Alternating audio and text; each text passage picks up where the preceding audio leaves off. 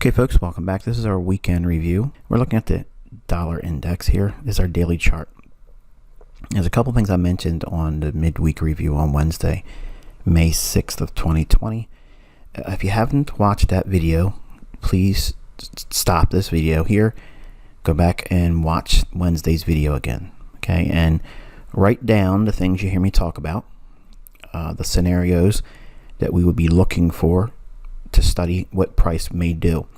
Now, again, it's not a plan A, plan B, and I can come back and say, I'm right, see?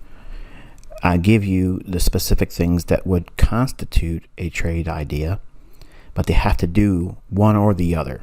It's not, I call both of them, and one of them works, and then I'm right. If you listen to the logic that I'm giving you, especially when we looked at the cable market, and I'll cover that when we get to it, but it's important for you to go, again, rewatch the video. And if you don't do that before you watch the new one, it's just something that you should do always, because you're going to pick up on subtle nuances that I said or you didn't pay particular attention to. That's going to have a lot more impact in your discovery and your development as a student here. But anyway, the dollar index, our daily chart, I mentioned there was a small little volume imbalance right in here where it's just the bodies of the candles, just the wicks that resided in there. I said we might want to go up into that. And it was just a lot of lift going into non-farm payroll. And I got an email from one of the folks stating that it wasn't non-farm payroll Friday. All I'm going to say is this. Use forexfactory.com's economic calendar. I use that same one every single week, so that way you all see the same thing that I see or refer to. Now, admittedly, I didn't include the economic calendar last week, and I kind of want to not put it in, because anything that is salient to a specific day, I can tweet about it. You should already be looking at the economic calendar anyway, and it just takes too much time out of the video for me to talk about what you can obviously read. You're all adults here. If it's a high impact or a medium impact, it gives you the time, it gives you the currency, so you're all familiar with it. So I kind of want to phase that portion out and make my videos a little bit more streamlined. It gives me a little bit more time to talk about other things. Not really, I just want them to be shorter. So we see that leading up into non-farm payroll and the unemployment numbers for the U.S., it was a lot of lift, and then filled at volume imbalance, traded into a lower time frame order block. We'll look at that again when we get into lower time frames, but nice strong rejection on the heels of that. The open on this candle, make a mental note of this because I'm going to add it when we get to the lower time frames, but the open is 99.13, okay, 99.13. That's your daily bullish order block. Now, I'm not coming in here saying that it's hitting this order block to go higher. That's not what I'm stating. I'm just saying that is a area where we would look to see price draw down into, and there's also a small little fair value gap in here, which clearly you can see it's already closed that in and rebalanced. And the other lines you'll see is that gap that I mentioned on Wednesday. All right, so what we're looking for is losing this range between the buy side liquidity here and the sell side liquidity. So we're inside of this larger trading range. Nothing's really happened yet. It looks as if it wants to run to the new sell side liquidity pool that's resting here. So I'm going to leave this annotation here, but just know that in my frame of thought, it's the same thing here as we looked at initially here where we had the eyeball. It went down, ran that, and then came back up inside the range. So I really like the fact that they went all the way back up here to rebalance, just that small little imbalance there, and then sent it lower. So it may trade a little bit more aggressively lower, run out the relative equal lows here and then here. And then we're looking for an intermediate term trade, even though the seasonal tendencies right now tend to favor a bullish dollar. Just in your notes right now, because of all the COVID-19 narrative, okay, I'm not going to get into how much valid reporting there is in terms of the numbers, because I personally believe they're inflated. But nonetheless, it's a real virus. It's out there hurting people that are, I guess, at risk, the elderly and those that already have comorbidities. The seasonal tendency right now may not come to pass. Now, we're going to look for signatures to support it and justify it, but don't think, and I've read some of this on Twitter, the seasonal tendency is calling for the British pound to go down, and it's this and it's that. I've mentioned this many times. Don't look at the seasonal tendency as an absolute must pan out scenario. Okay, it's just a general rule of thumb. Now, is anything happening right now on the basis of general rules or as it was in the past? Not really. So the markets are kind of, I don't want to say decoupled, because they're not decoupled, but they are in a state of transition. So we're in this period of consolidation when all really this whole business here, this is the COVID-19.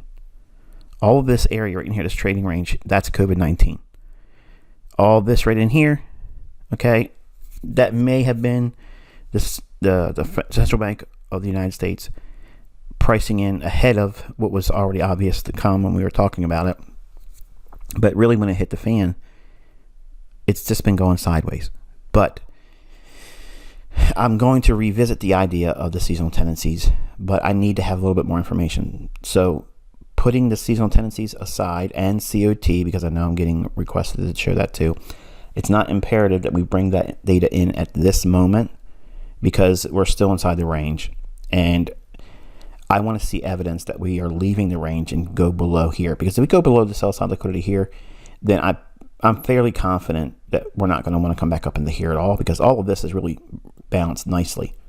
And it's just not, it's not imperative that they come back up here if we are longer term or at least intermediate term bearish on dollar, which that's kind of like where I'm at right now. I'm not bullish dollar.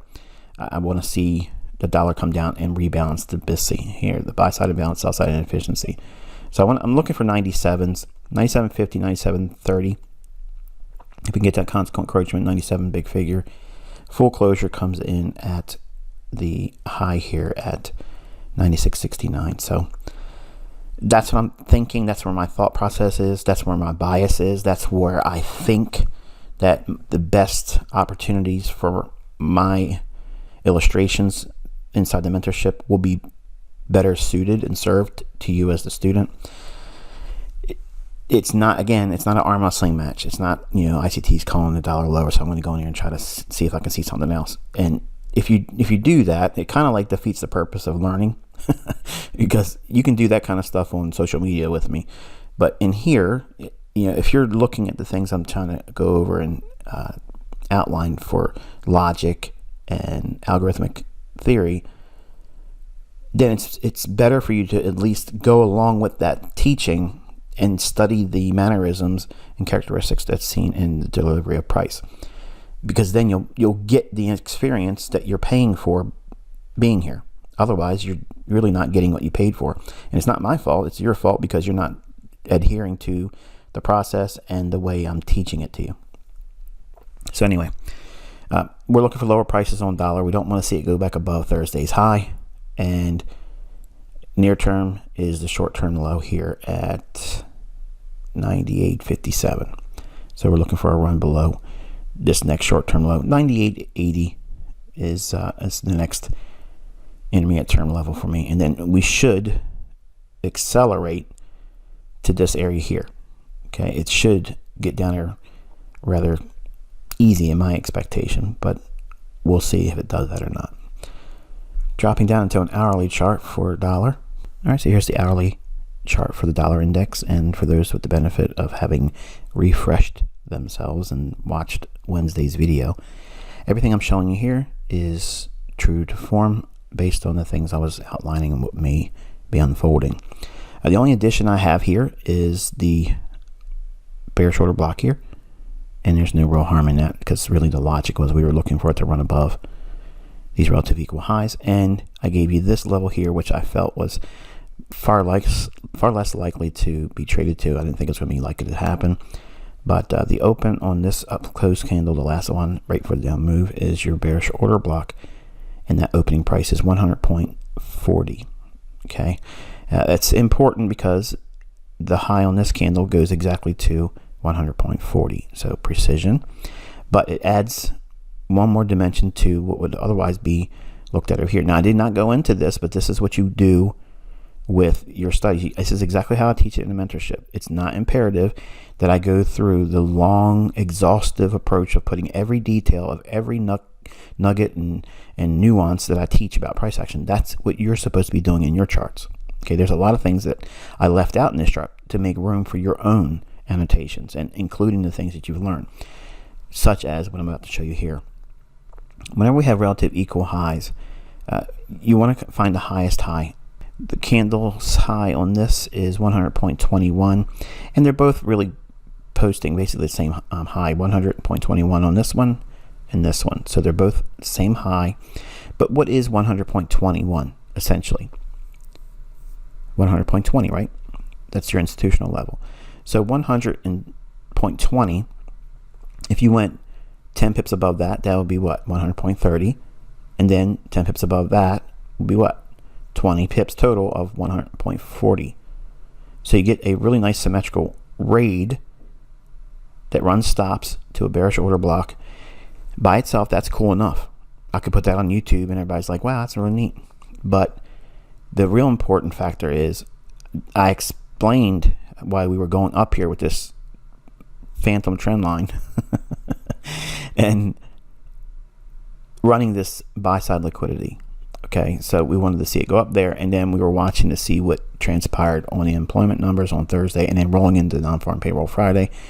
We'd break the trend line here, which is what we did. Came back up, ran some buy side liquidity, traded lower, and targeted the gap in here. So everything that I outlined, again, if you didn't watch Wednesday's video, I kind of stole the thunder from revisiting that. Actually, let me put that back on here because I know some of you are like, well, that's not how you draw a trend line. When I was coming up as a trader, I used a lot of ideas that kind of like skewed retail thought. Obviously, look at me today, but most people would look like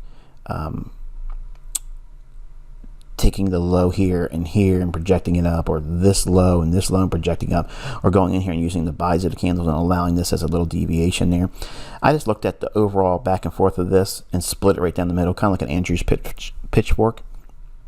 And that's kind of like the trend lines that I see. I don't like looking at like diagonal below lows. I like looking at the overall price swing and kind of like visualizing where midpoint would be. And if you study Andrew Pitchfork, you'll know what I mean by that. And I'm not saying that that's a valid thing. I'm just stating that when I look at markets and I'm looking at what trend lines would be there, everyone else is looking at connected bottoms or lows in up trending market, and that's their uptrend trend line or supposed support. I'm looking at what's going on in the overall price swing. So I'm looking for the middle of that range or thereabouts, and it leaves it decisively here. And it's just, to me, a better depiction of what that retail thought process is. And I'm not worried about how many times the trend line touches, and I'm not worried about it looking like this or that from a particular author. It's just the logic was they were sending it up here into the non-farm payroll and employment numbers to run these stops, and we would then close the gap here. But I was wrong because it didn't get down to that last little pip, because the low on this candle is 99.10 and the high over here is 99.09. So I was off by 1 pip, so I was wrong there. For those of you who are keeping score. But the general logic is based on how IPTA will draw to a specific price level, use the calendar, and then deliver price with a specific narrative. That's the key takeaway from watching Wednesday's video. It's the same thing that I gave in reference to the British pound, as we'll talk about when we get to that pair. But you can't ask for anything better in terms of proof. Okay, you see all these people online. They'll say, "Show me a MyFX book, Michael. Show me live setups, or call the market before it happens. Do all those types of things, or I don't believe you." I don't care who believes me, okay, because I know everyone here watching Mentorship is a believer. because I actually show it to you and it unfolds. Now, do I give it to you as a steady diet? No, but I do it when I know you're in either a questionable state of mind, or if you're in doubt, or you just need a little bit of a kickstart to kind of like get your focus back on who you're learning from, what you're learning, and is it predictable? Is this really manipulated? Is it really something that is transferable in terms of me understanding it, making a language to communicate it to you, and then you understanding, and then seeing in price? That latter portion of that expression I just gave you is something that all of you are still gravitating and working towards. But I am proving beyond the shadow of a doubt that I can call the highs and lows. I can tell you what the market's going to do by a narrative basis. And you've seen that. You not only did you see it this week, but you saw it last week as well. So it's not a question of can I, it's the question of how long are you willing to work hard to get this for yourself? Because there's no shortcut to it. There's no easy fix. You know, all these people that come into this mentorship and they fix their attention on those monthly content lessons. And while they are important, that is not mentorship. That is not the secret sauce. That is not the tumblers coming together so the safe vault opens up and then you have the riches in front of you. Okay, that's just a language for me to be able to talk to you in these weekly reviews and commentaries, and then I bring all that information together. That's mentorship. It's an active continuation of learning under real world conditions. I don't know what that hard right edge is going to do next. So when I talk to you and I explain what I believe is going to happen, I'm using the things that I gave you in the core content that creates a language that's unique to you and I. Okay, so when I talk about specific things, you're familiar with what it is. Or if you're not that familiar with it, or if you're a little rusty, okay, or not up to snuff about what it is I'm referring to, then you can go right into those lessons and dig a little bit deeper. Because I don't have the time to go into the videos and reteach all the lessons of the core content. But it's made available to you so that way you can continuously refer to it. And I'm only adding new layers of visibility and experience to what you have been exposed to as a language. So it's important that you keep the focus on the new lessons every single Wednesday and on the weekend. The question of whether or not should you go through all the old archives first and then try to catch up. No, don't do that. You should work on the most recent commentary. Always start there, and then maybe go back a couple weeks. You know, maybe back as far as 1 month, and then once you do that, you're kind of like up to speed as to what we're expecting or what I'm outlining, and then go back to the beginning of all the archives when you have time. It's not imperative, but those lessons in those weekly commentaries are important. They are important at the time of the recording, yes, but that's also important because you can see, was I right or wrong?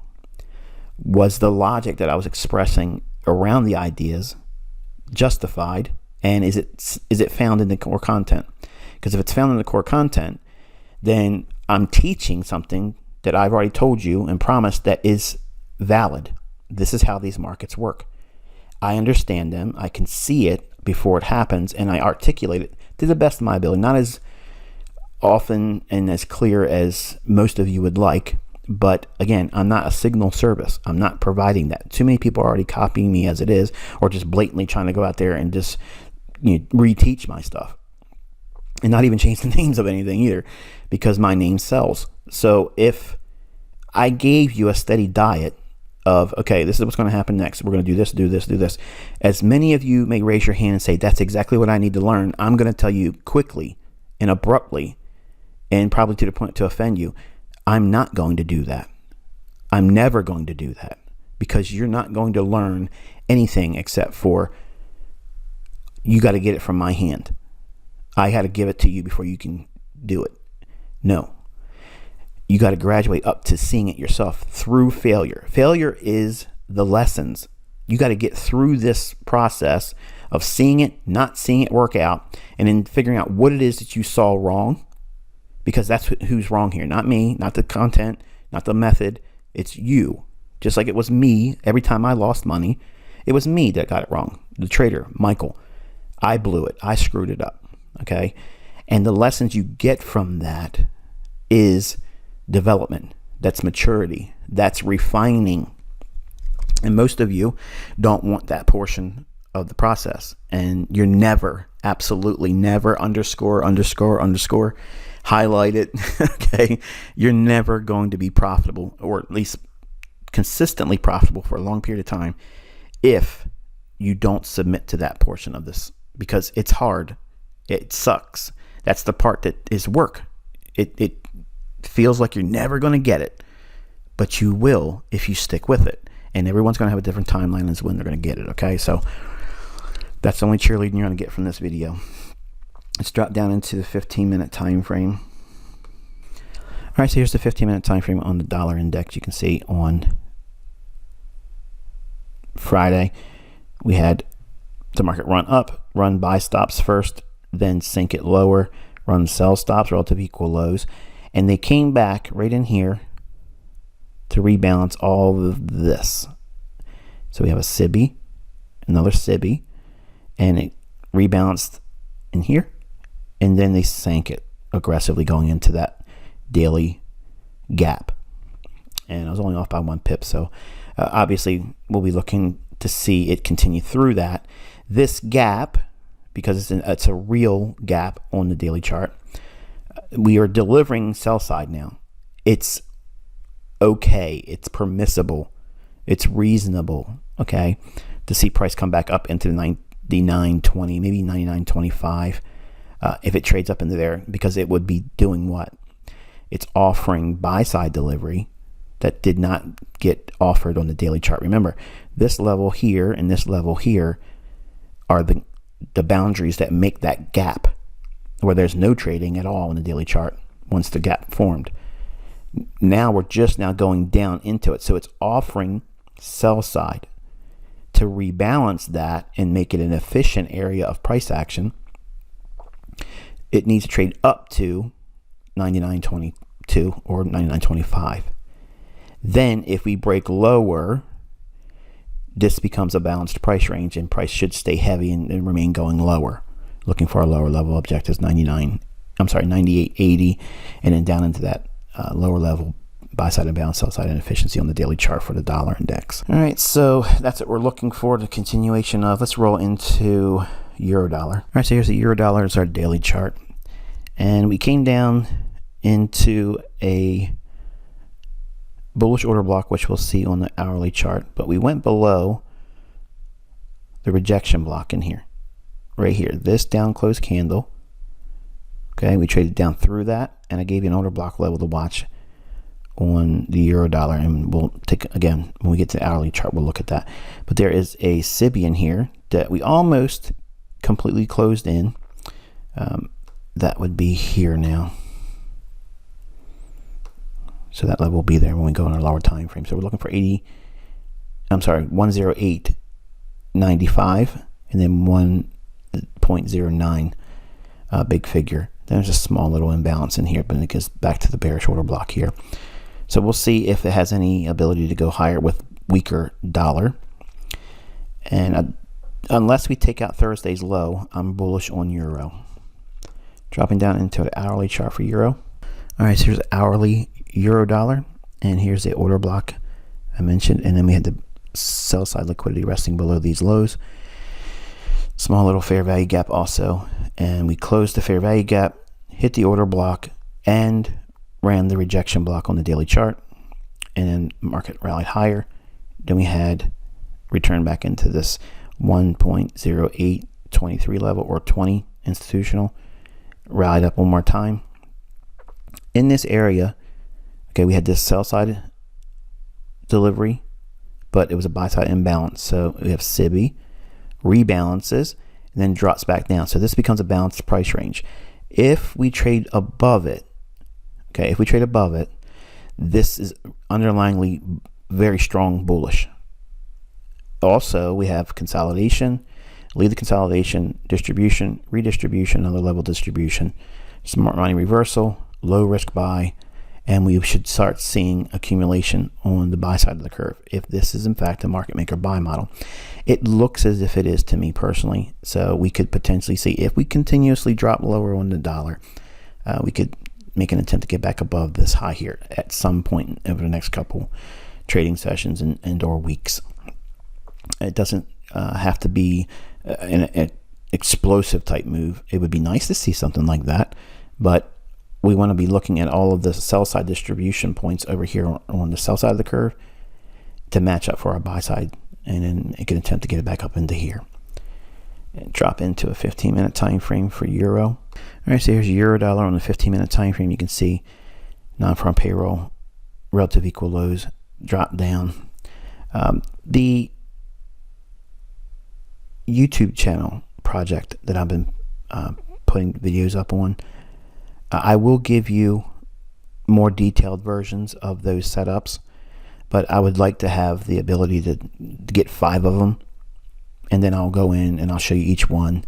I don't want to have the responsibility, okay, or obligation to take what I'm giving to the public on YouTube, which is just basic free tutorial level.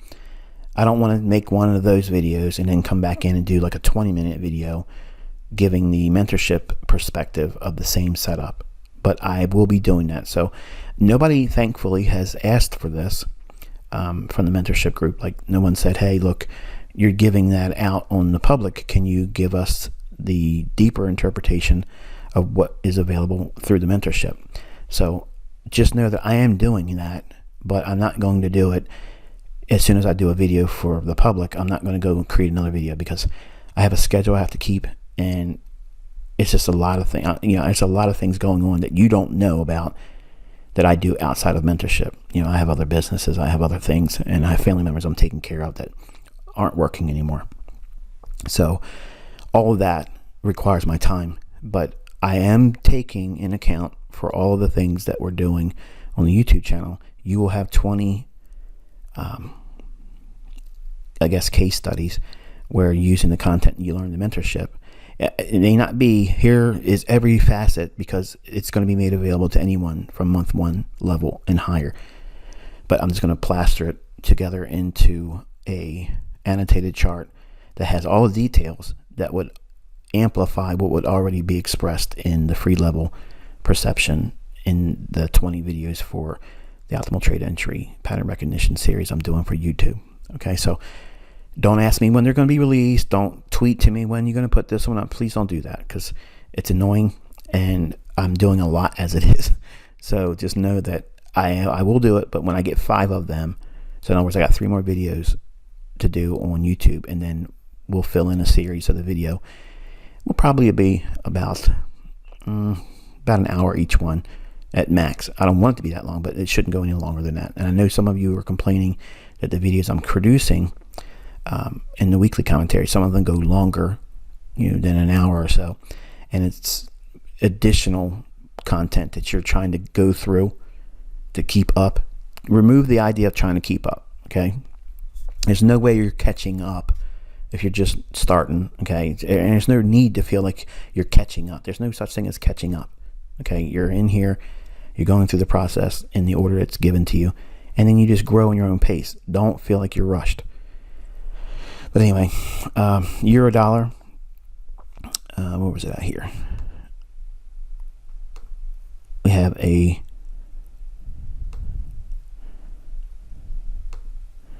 optimal trade entry here. Now, why am I using this low to go to here and not down here? Well, common sense tells you from this low to this high, you would be coming all the way down here. It's not necessary. So I'm using the range that starts a down candle before the next move up. They went lower, picked up orders, and then sent it higher. So this is a price run that's important. You're not going to see me talk about that on YouTube, but for now, this is what we're looking at for the example on euro dollar. And this is not going to be the example for euro, because I didn't share everything on YouTube about optimal trade entry for euro. I showed it on Australian dollars, the first example, and I showed it on the Japanese yen or dollar yen pair as our second video of 20 on YouTube. But this,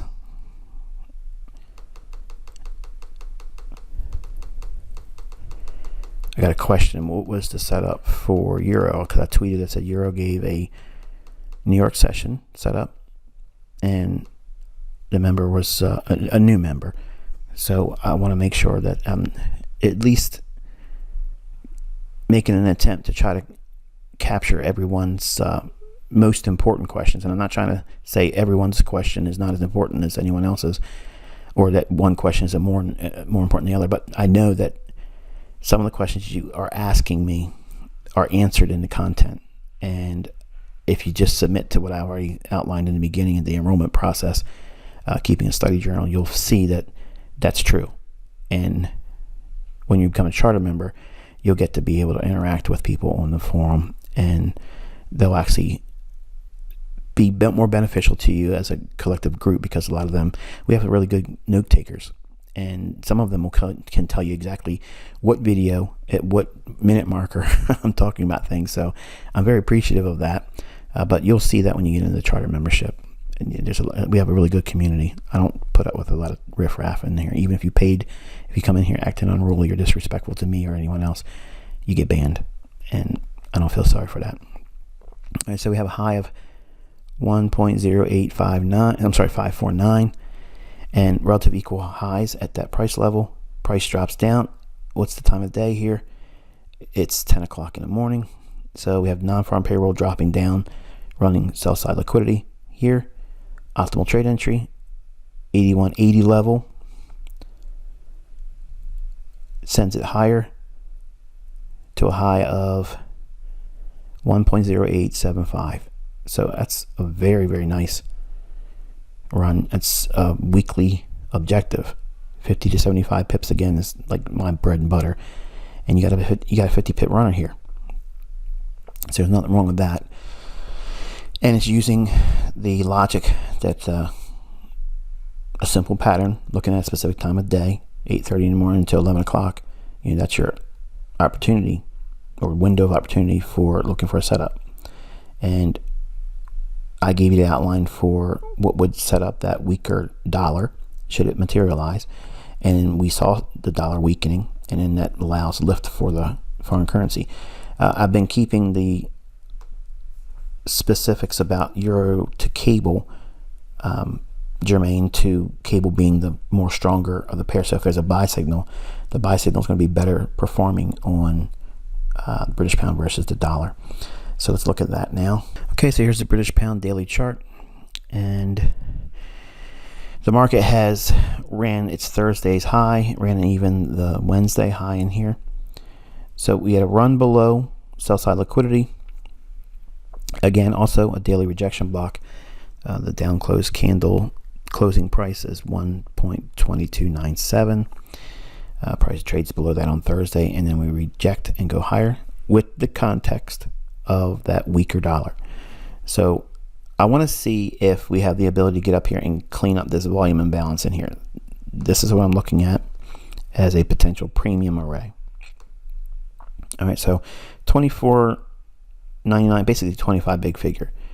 If we can go back above Friday's high and continuously run higher, there's a small little volume imbalance in here. Now, if we trade through that, that decides whether or not we're going to run the buy side liquidity here. It can go up here, reject, and then break down. That's what I'm looking to see, because we're still inside of this trading range.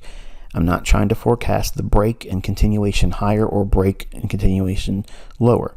I know I've mentioned this area here, and you all are looking at this as it's going to go lower, it's going to fill that. It could. It absolutely could do that. I'm not trying to forecast that yet. I want to stay in a day trader's model because we're in consolidation, and it's not that clear as to what side of the marketplace we're going to go on. Now, 6 weeks from now, some of you that have a hard line opinion about this being filled, if we trade down there, you'll say, well, ICT wasn't that optimistic about that, but I was, and it went down there.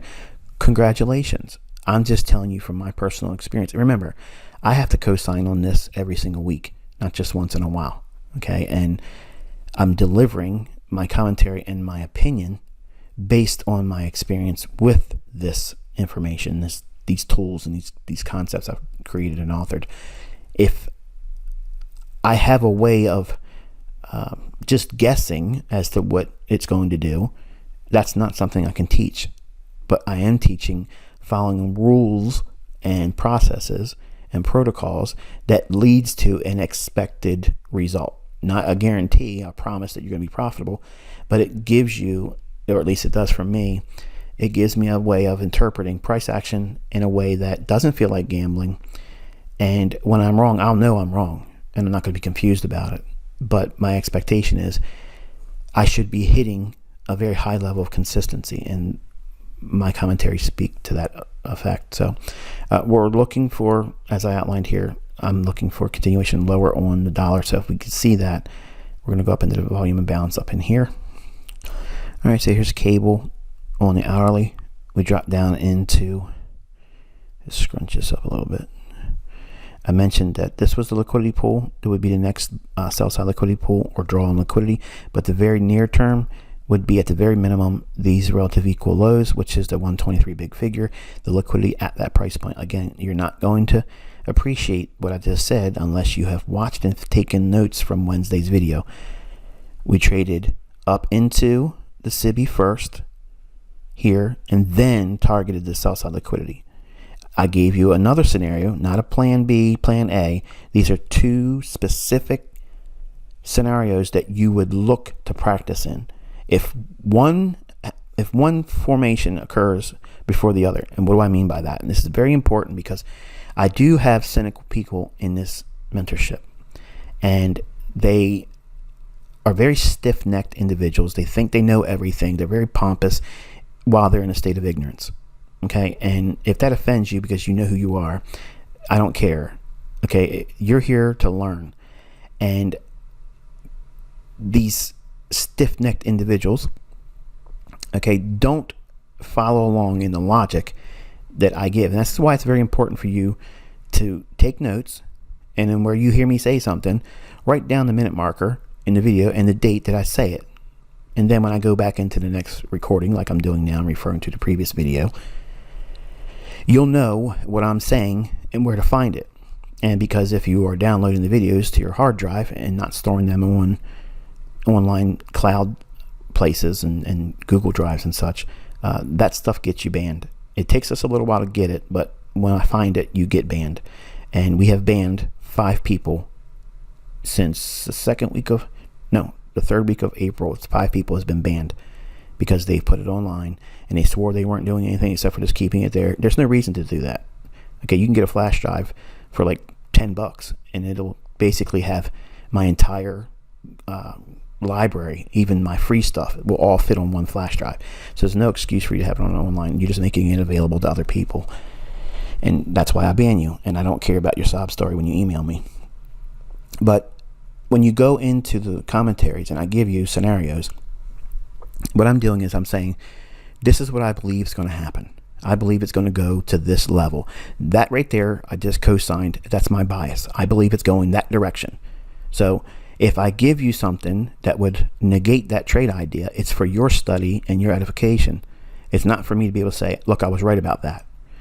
But there are instances, as you hear in Wednesday's video, where I give you one of 2 different scenarios, and either are equal in terms of validity or noteworthy. In other words, if this happens, then do this. If that happens, then do that. Okay, it's an if-then syntax. It's a way of, if you're familiar with computer programming, it makes perfect sense as to what I just said, but it's algorithmic as well. So the commentary I gave you on Wednesday for cable was this. If we run up and fill this in first before running into the sell side liquidity or attacking the sell side liquidity here, in other words, this level and this level is where I said it was going to go. Okay, that's where I said it was reaching to. Very minimum, if it runs this liquidity here, that's what your minimum expectation would be. It's going down to go there. If we really accelerate, it could sweep this low here. But it's going to run this here. Now, how does it do that? One of 2 ways. Go back and listen to Wednesday's video and you'll hear exactly what I'm saying. It's not sugarcoating it. I'm not twisting it to make it sound good. I'm telling you how to use the commentaries. Okay? Because when I say, I'm going to give you two scenarios here. One or the other happens. If it goes up here first and fills this before running into the sell side liquidity, that's your Judas swing. It's going there first, then going down. If it leaves this open and goes down first, then the non-farm payroll and unemployment numbers would send it up into this area. And then if it goes up into here, then non-farm payroll numbers could start working us into maybe running these relative equal highs. That's exactly what I said, and that's the context I gave it. So it gives you a framework in terms of saying, okay, Michael can communicate before it happens what's likely to happen in a scenario or two. And if it goes here first, that doesn't mean this is an invalid scenario or that running below here is an invalid scenario. It just means that, okay, if it goes here first, okay, then you're going to be a seller and then you're going to use offset distribution to exit below these lows. Simple. If it goes down here first before running into this and rebalancing as it did here, let me make it very, very plain because I know I'm maybe confusing. The fact that we went, if we put a vertical line on as well to delineate where the logic was. Okay. At that vertical line, what I was stating in Wednesday's video is if we go up to 0.1 first, that's the catalyst that sends us down to 0.2. Okay. If at this point here, if we drop down to 0.2 first, then 0.1 is where price would draw up to as a result, because it would be reaching for the liquidity with the news and then send it higher. Here we rebalance, then attack the sell side liquidity. Okay, so it's very important that you understand what I'm explaining here, because again, it's not a plan A, plan B, and I'm always right. That's not what this is. It's the precedence over one scenario over the other by the delivery of which happens first. Okay, that's the core focus of what I'm trying to get at from Wednesday's video.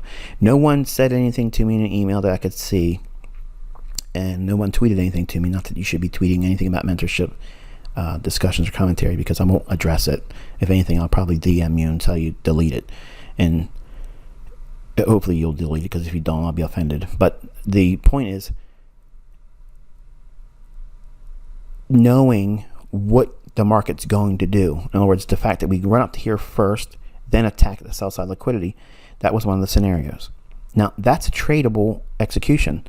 Like when it runs up here, you know it's rebalancing, and it's upsetting those individuals, as I mentioned in Wednesday's video, that we already had this old low turned back into support broken, now resistance, and it's starting to trade lower.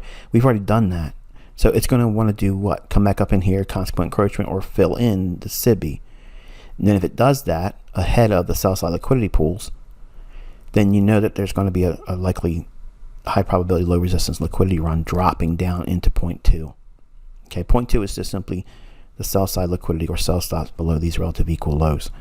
0.1 is the SIBI that's right in here, that one single candle that should be rebalanced, and we get pretty much 90% of that range in here, and then it breaks lower. So that's really important that you understand what it was aiming at on Wednesday. And I do this every day. I just don't do it in a way where you guys can copy it, because if I did, everybody would be just taking that and then selling signal services off of it. And like I said, I'm not sugar daddy. I'm not putting people in business that don't know how to trade. So here's your rebalance. Watch what happens here on the 15-minute time frame. Such beautiful delivery of price. All of this here is our initial SIBI.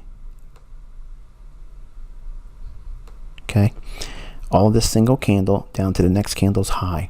So all of this down movement to be efficiently balanced in the form of price delivery In other words, making it an efficient market. What does that mean? Well, the market dropped down too quick here and didn't spend enough time at all these other prices to allow buyers an efficient attempt or opportunity, I guess is a better word, to buy it at these prices. So while we did get up into it here, so all of this range gets consumed to this price point. Is the only portion of this range that's inefficient anymore. And then price goes up deeper into it. Okay, so all of this is going higher, so what's being delivered? Buy side. Okay, so sell side, what's lacking? Buy side. How is it efficiently rebalanced? Price has to go up and offer, as it's going up, an opportunity for traders to buy it at these levels. That's what makes it a SIBI. Sell side imbalance, it's too much selling, too much movement lower. It's not that there is a large degree of selling, it's just that the algorithm is repricing so fast that it doesn't allow the market to have time to buy it at these levels between this candle's low and this candle's high. So we got into it here multiple times, as I mentioned in Wednesday's video, and then we went lower. But this run here, that's your setup for London on the 7th of May, and then targeting the sell side liquidity on this line here. Notice how this line just doesn't look like it means anything because we're zoomed down into a 15-minute time frame. You have to have your higher time frame levels and liquidity pools on your chart to understand what it's diving down into. Okay, and then we went here first and then here second. Now, if you understand the logic and you see this happening here and it broke down and you woke up late, what can you do? Well, this is what you're supposed to be doing. You go into the chart and you look for the same thing that I just outlined on Wednesday's video that would constitute a short into the sell side liquidity pool. Remember this here? It's a SIBI. It's a fair value gap. The classification of PD array is fair value gap. What specific PD array is it? Because it can be one of two things: a premium SIBI or a discount BISI. It's a premium SIBI. What makes it premium? Because the market's down here. So from here, the perspective is to get back up here, it's got to go back up into a premium. The market does that. What's the range? This high down to the low. 50% of that, yes. Is it above that? Yes. This is a premium array. The logic I gave you in Wednesday's video, before it manifested in price, there's no delayed demo data. There's no rented MT4 server. None of that stuff can help me when I do these weekly reviews. Okay? Think about that, because I'm so sick and tired of people looking for any excuse to justify how I'm able to do and call and trade the things I'm doing. You are learning the actual logic. You're seeing me call it before it happens with the reasons behind it. I'm teaching it so it's transferable. It's not just me doing magic tricks and then leaving the audience members guessing as to how I did it. I'm showing you. I'm breaking the magician's code, if you will. I'm showing you how, okay, how I do it. And if you miss the ideal entry up here during London, all you simply do is you wait for an imbalance to occur. You get an imbalance right here. Let me move that away so you can see it. This portion right here. Don't look at the rectangle now. I just moved it to the side. It's not highlighting what I want you to see. What I want you to focus is this little portion of price action right there. That is the same thing as this, just on a smaller scale.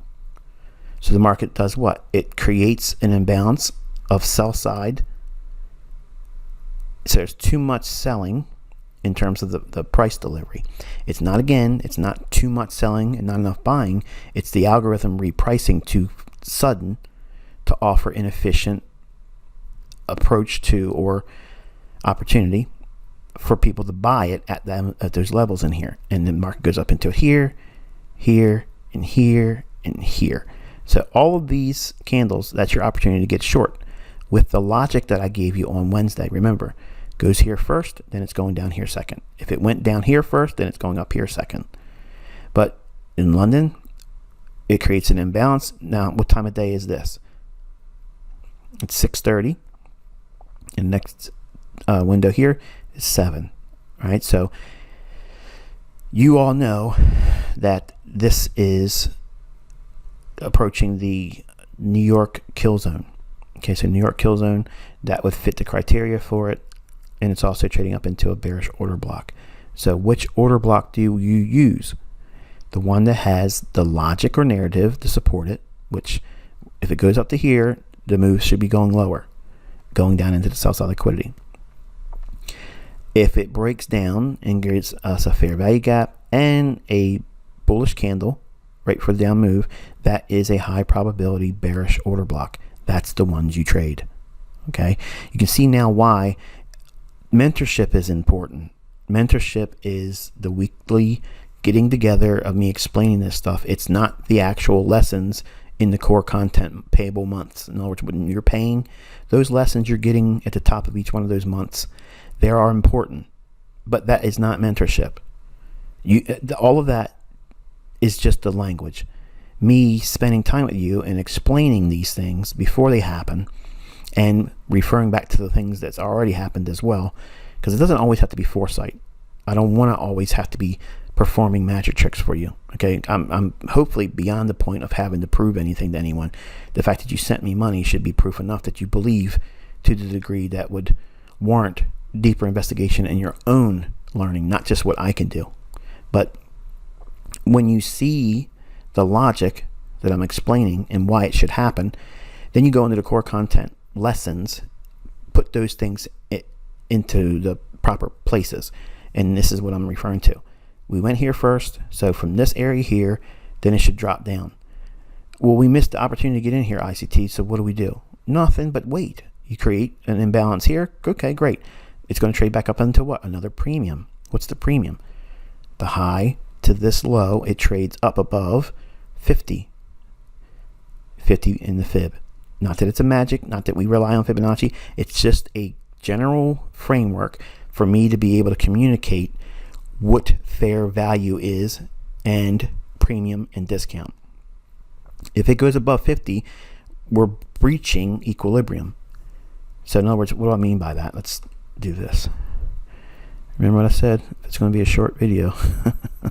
So here's the 50% level on the fib. All I'm doing is measuring the high to that low, and it would need to get above that 50 level or above 23,762. And you clearly see we did that. So this is returning to a premium. If it does that, the algorithm is now met its minimum threshold to go into an area that would otherwise be imbalanced inside the logic that it's going to follow. Once it goes to here, rebalances, then it's going to send it lower for external range liquidity for offset distribution. And all that is just a lot of mumbo jumbo talk to basically say they're taking the buy side liquidity here and pairing it with the sell side liquidity here. So it's a market efficiency paradigm in operation that I outlined on Wednesday before it happened. If you miss this one, what can you do? You wait for what? The same formation that occurred here, then here, it formed here. We have one single candle where the previous candle's low and the next candle's high. It just leaves that one singular candle there. That creates an imbalance. There you go. Price comes down, retrades higher. What is it doing? It's returning back to a premium. What's your range? Dealing range high and dealing range low.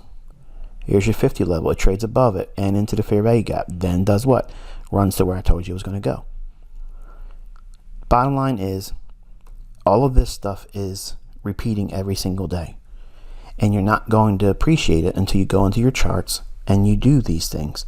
Once you see it and you start seeing how it unfolds, your mind will remember, oh, this is usually what takes place. It runs from one point of liquidity to the next. In between those 2 points of reference, there's going to be very specific things that would constitute a trade idea or an entry. And this is just one of them. Okay? The fact that we have these last 2 up-close candles, that's your bearish order block in this range. It trades up into it there with the fair value gap. Again, which bearish order block do I trade, Michael? The one that is the last up-close or series of up-close candles that moves lower from and then has a fair value gap. That's the high probability ICT bearish order block. Okay? And then it runs down to the liquidity. And I think that's going to be it. We have a really nice run here on non-farm payroll. Yeah, it's post non-farm payroll. And price runs above relative equal highs, and right in here, you see that? This here is the same thing this is. This is always in the wrong spot. So we have our imbalance right here to right there. All right, and we can see a little bit of candle action in here that rebalances a little bit deeper. So that's our exposed area of sell side imbalance, buy side inefficiency. To properly rebalance that, it would completely come up to here. Now inside of this range, look very closely. Inside this range to the left, what do you see? One single up close candle. Isn't that a bearish order block? Because we have the fair value gap, price moved away from it. So here's our SIBI, but now there's our order block right on the opening price, and we'll use a bright red and thicken it up a little bit. Okay, and then bang, it hits it like gangbusters. Boom. Fair value gap, bearish order block, buy side liquidity on the heels of non-farm payroll. Now, don't try to put too much stock in the fact that it was non-farm payroll, but it's just very amusing to see all these things still pan out, even on a day like the non-farm payroll carnival ride that takes place every single month. And I think that is going to be it. I'll give you a lot more than I wanted to do today, but yeah, that'll be enough for now. I will give you updates on Twitter if there's anything to be paying attention to, but for now we're looking for continuation lower on dollar, upside on foreign currencies. So until I talk to you next time, wish good luck and good trading. Be safe this weekend.